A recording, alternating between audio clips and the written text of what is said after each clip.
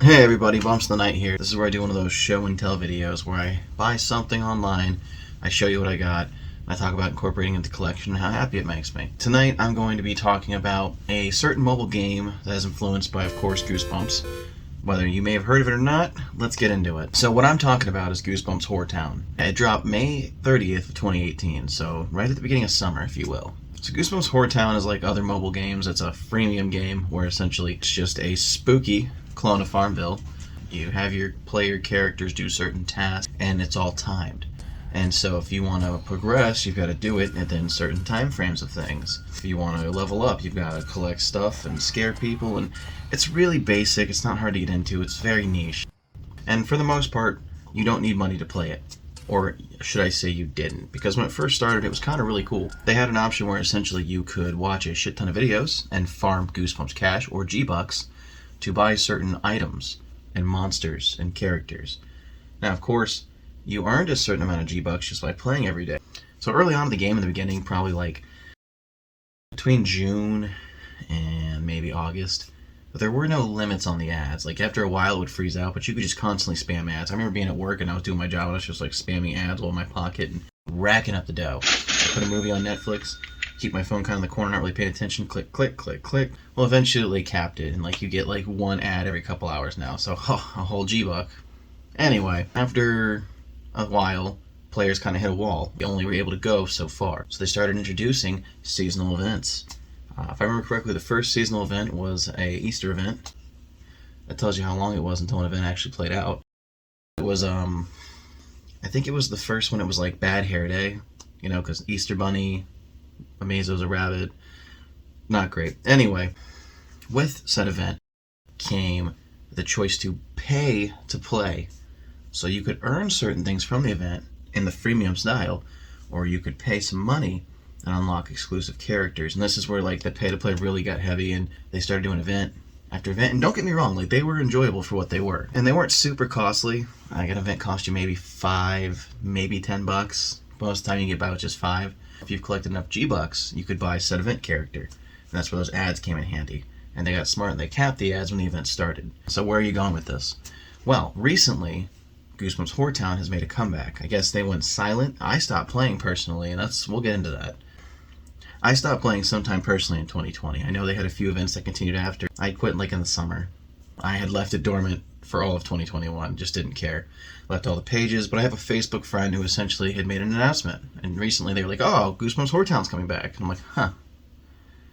It's been a while, and I did put a lot of time in, I'm not going to lie, a little more money than I wanted to in said game. I re-downloaded it. And as I was kind of easing myself back into it, and the new event started, it's nothing special, it's like Monsters from Mars, but it just kind of, it brought me back. Like all these flashbacks kind of hit me. And I remembered one of the reasons I had quit. And so today I'm going to share that story with you. So we would have a new event practically every month. They would just pick a book, base maybe a new character around it, a new monster to collect, and a new currency for the event. And the event could be done within about a month. The real first event that was really hard to complete, and everyone in the fan base was just like, bro, WTF. And that would be Don't Feed the Vampire. Don't Feed the Vampire had a ridiculous high cost. The pay-to-play bundle was like $20, stupid high, and the time limit wasn't fair. They ended up actually extending the time limit not once but twice because you just could not earn the prizes. It was poorly thought out and just felt like a cash grab. And a lot of people were just like, you know what? I don't know. And I was really like on the fence. Not by having costly monthly events.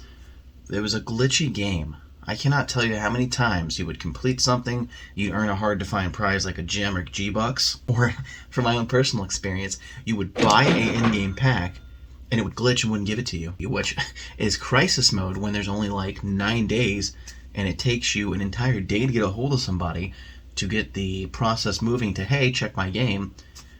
It's happened more than once, unfortunately, for me. So, you know, just enough things kind of really shook me. Remember correctly, there was a character named Cynthia. Cynthia was this little girl who was part of the Toys of Terror event, and essentially she was like a cyborg. You buy her and you get to use her for said event. Well, I purchased the pack, and she didn't show up in my game. I had to email Pixel back and forth, and finally, right before the end of the event, they put her in my game, and they gave me enough G-Bucks to make up for the lost time, because I'm like, hey, you cost me 3 days of in-game play on this. So I'll give them props, they did right. that time. Issues with events. My favorite book, let's see right there, yeah. So my favorite book, One Day at Horrorland, got an October event. So of course, your boy was going to jump on it. Well, they had two separate packs. They had a special character pack and they had a special pack that gave you some other stuff. But the secondary pack had the character in it as well. So I purchased both packs. And it gave me the character twice, but you can't spawn the character in twice, actually. You can see it on screen now. It says something underneath free. I don't know. I've reached out to Pixel more than once, requesting that they either exchange the character for another event, and they told me not too bad, so sad. They did, though, offer, the helpful people they are, hey, we can shut your game down for 24 hours and remove it. It's like, well, it's a character I paid for, but it's a glitch dupe, so why wouldn't you just make it right and give me a different character? And they can look at my transactional history with my account, and they can see, I was buying packs constantly. I know, I'm not proud of it. But you know what? I guarantee I'm not the only person in America who has wasted money on a freemium game. So now we lead to the Goosebumps Horrortown official page. So every now and again, Goosebumps Horrortown would host a contest on their official Facebook page. And I'm using air quotes for contest here because they didn't always follow, the rules and regulations of their own contests, which just, is infuriating if you personally ask me. As I've kind of stated here, I've played the game for at least 2 years. It launched in 2018. I'm still playing up to mid-2020. And I had won, not one, but 2 contests. And this is the 3rd contest I technically won that they refused to pay out on. And I'm not sure as to why. I don't know if it was because they were worried it looked like that they were showing favoritism or championing me. To be fair and play devil's advocate, if they were worried about showing favoritism, they really took a guy who did reviews of their game and put him in the game. So if they're worried about doing favoritism, then what the hell is this? Sir Eastsqueal and Jacko. And I'm guessing that these guys are basically... Now, you probably already know Jacko is represented of me from my reference.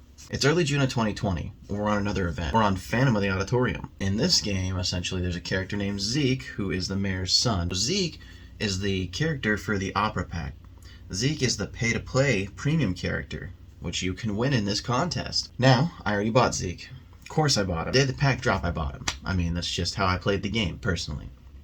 So, with contests, if you win and you already own the character, they give you double what the character's value is in game and cash. So I was trying to stack me 1,000 G's in Goosebumps bucks. I followed the contest rules, and you're going to see them on screen here. You had X amount of days to submit a drawing of what you think the Phantom of the Auditorium looks like. Whoever the top 3 people are to get the most reactions on their picture will win Zeke. Okay, easy peasy. So I draw up something, and no, I'm not like a premium artist. I'm not using all these fancy programs like some of the art you see on the page here did. But, I give it the old Goosebumps damn try here, and I come up with my iteration. And as you see here, I got a decent amount of likes. Now, I'm not going to get tons and tons, but I got enough to put me in the top 3. Meaning, at the end of the contest, I won. Well, a day goes by, and there's no winner announcement. But we get a new post. Seeing as we've had so many great pictures submitted, we're going to group vote again. And this time the top winner will get Zeke. They just changed the rules of the contest, which again, I'm not a lawyer, but I'm fairly certain if it's an official business, I'm pretty sure that's illegal. Someone can let me know in the comments below. I don't know. Now we start to look over at the post. They took all the art from the last contest and they reposted it. This time we have different amounts of likes, and you'll see some of the really good art, the people who do art for more than fun here, probably people who do commission, they get a way higher amount than they did last time. And of course, I think the person who deserved to win the most is the kid who drew this really ugly-ass mutant creature thing. You know what? I tossed him a like as well, but that's not important. What is important is that I call them out on their shit. I'm like, hey, WTF, guys? And they're just like, well, actually, it's better this way. And I was just like, according to your contest rules, this was the case. And I even have some other guy jumping on here, and he's like, yeah, what the hell? And they're like, well, you're going to have to play the semifinals. It's just like, what?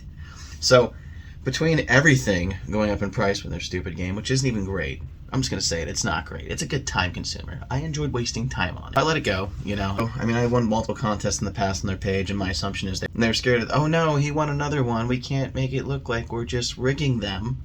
But still, I mean, why didn't they just put, if you won a previous contest, please refrain from entering? Maybe that's another thing that's another whole league route they want to take. Either way, it was shitty of them. And that was kind of the end of it for me. I just one day woke up and I was like, you know what? I don't give a shit. I'm not logging in today. At that point in time, I was so wrapped up in the horror burrito, I didn't have time for their bullshit anyway. I had other editing to do. So just a brief look at my disassociation with the game.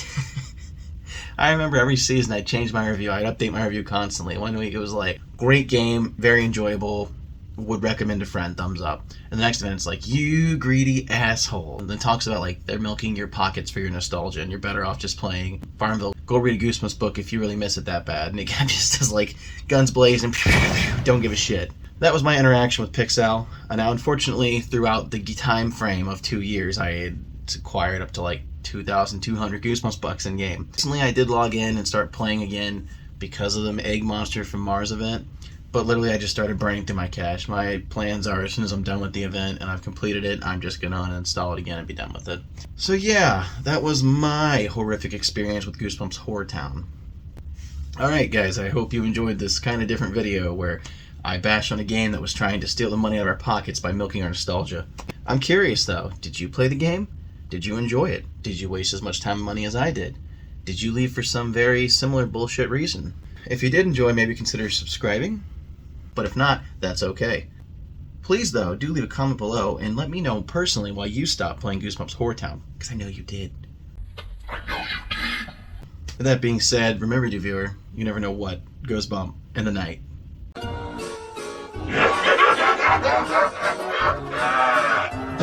Bye.